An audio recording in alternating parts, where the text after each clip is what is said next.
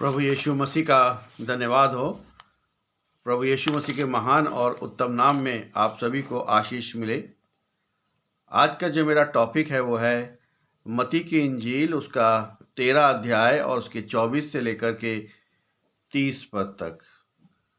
Gospel according to saint Matthew chapter 13 verse 24 to 30। यहाँ पे प्रभु यीशु मसीह ने एक दृष्टांत कहा है और वो इस प्रकार है कि वो जंगली बीज का दृष्टांत है। गेहूं के बीच में जंगली दाने, the weeds among the wheat. यहाँ पे परमेश्वर के वचन में ऐसा लिखा हुआ है कि स्वर्ग के राज्य की तुलना उस मनुष्य से की जा सकती है जिसने अपने खेत में अच्छा बीज बोया, परंतु जब लोग सो रहे थे तब उसका शत्रु आया और गेहूं के बीच में जंगली बीज बोकर चला गया। पर जब गेहूं में अंकुर निकलने लगे और फिर बालें आईं तो जंगली घास भी दिखाई दी। तब दासों ने आकर स्वामी से कहा, हे स्वामी, क्या तू अपनी भूमि में अच्छा बीज नहीं बोया था? फिर उसमें जंगली घास कहाँ से आई? और उसने उनसे कहा, ये किसी शत्रु का काम है। दासों ने उससे कहा, क्या तू चाहता है कि हम जाकर उसे बटोर लें? परंतु उसने कहा, नहीं, ऐसा ना हो कि जंगली घास बटोरने के समय तुम उसके साथ गेहूं भी उखाड़ दो।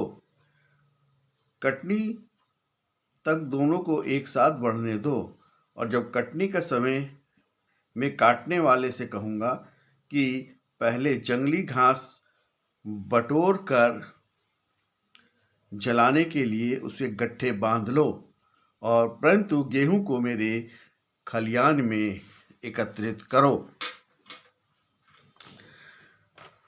ये दृष्टांत जो है न केवल भविष्य के न्याय के बारे में है, बल्कि आज के संसार में बुराई और अच्छाई को भी बताता है। जिजानिया ये एक यूनानी शब्द है, उसका जंगली दाने, जिसे आजकल डार्नेल कहा जाता है, इसे झूठा गेहूं भी कहते हैं। ये दोनों यूनानी शब्द हैं, दिखने में समानता है। जब गेहूं और डार्नेल के पौधे छोटे होते हैं तो उन्हें अलग करना नामुमकिन होता है, क्योंकि वो एक जैसे दिखते हैं।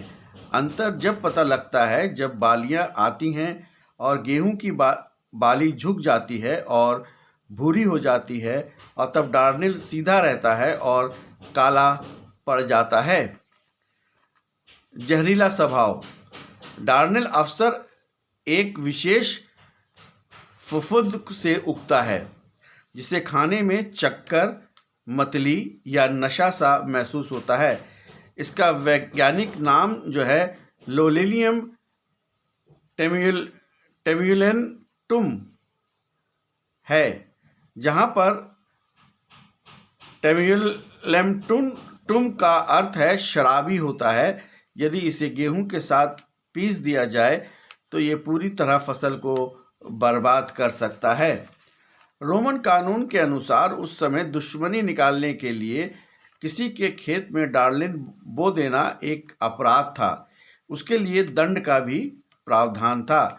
यीशु मसीह का ये उदाहरण उस समय की सामाजिक बुराई पर आधारित है, क्योंकि ये बुराइयां आज से नहीं, जब से संसार की सृष्टि हुई है तब से ये बुराइयां और गलत कार्य जो हैं चलते आ रहे हैं, और यीशु मसीह ने इन सब पे रोक लगाने की बहुत ज़रूरत पर ध्यान दिया। इस दृष्टांत का जो आत्मिक अर्थ है कि दो प्रकार के बीज हैं। अच्छा बीज राज्य की संतान यानी कि विश्वासी, और जंगली बीज जो है वो दुष्ट की संतान, पाप और पाखंड में जीवन जीना। शत्रु का जो कार्य है वो शैतान जब आता है और जब लोग सो रहे थे, ये कलीसिया और विश्वासियों की आत्मिक असावधानी को दर्शाता है। शैतान कलीसिया को बाहर से नष्ट करने की बजाय अंदर नकली विश्वासियों को मिलाकर उसे दूषित करने की कोशिश करता है। धैर्य और अनुग्रह यानी कि परमेश्वर का जो पेशेंस है वो इस समय देखने के काबिल है कि जब दास जंगली पौधे को तुरंत उखाड़ना चाहते हैं, लेकिन स्वामी यानी कि परमेश्वर ने मना किया। कि इससे अर्थ है कि परमेश्वर नहीं चाहता कि न्याय की जल्दबाजी में किसी एक गेहूं यानी कि सच्चे विश्वासी को नुकसान पहुंचे, और वो अंत तक जो है वो धीरज धरता है। शायद कोई भी अपना मन जो है वो फिरा ले और यीशु मसीह के पीछे चलने लग जाए। जड़ों का जो है उलझना, आत्मिक रूप से अच्छे और बुरे समाज कलीसिया में इस तरह के जुड़े होते हैं। अभी इन्हें अलग करना समाज को अस्त व्यस्त कर सकता है। वास्तविक अलगाव केवल कटनी के समय, जगत के अंत में होगा, जब यीशु मसीह का आगमन होगा। क्योंकि ये बहुत ही ज़रूरी चीज़ है कि जब यीशु मसीह का आगमन होगा तभी ये जंगली बीजों को, जंगली और जो अविश्वासी लोग हैं, जो गलत तरीके से कलीसिया में बुरा बर्ताव करते हैं, गाली बकते हैं और तरह तरह की बातें करते हैं, इन सब का न्याय उसी समय होगा। और जो है बीज बोने वाला मतलब है वो है यीशु मसीह। खेत जो है ये संसार है। अच्छा बीज स्वर्ग के राज्य के लोग, सच्चे विश्वासी, और जंगली दाने जो हैं शैतान की संतान, झूठे विश्वासी, अधर्मी। और कटनी के अंत में फाइनल जजमेंट के समय जो है वो स्वर्गदूत आकर के हर आदमी को, जो अच्छे विश्वासी को अलग करेगा और जो अविश्वासी हैं उनको वो अलग करेगा। ये दृष्टांत हमें सिखाता है कि हम दूसरे का न्याय करने और उखाड़ने के बजाय अपने फल पर ध्यान दें। अपने जीवन को देखना है, उसमें सुधार लाना है, अपनी तैयारी करनी है।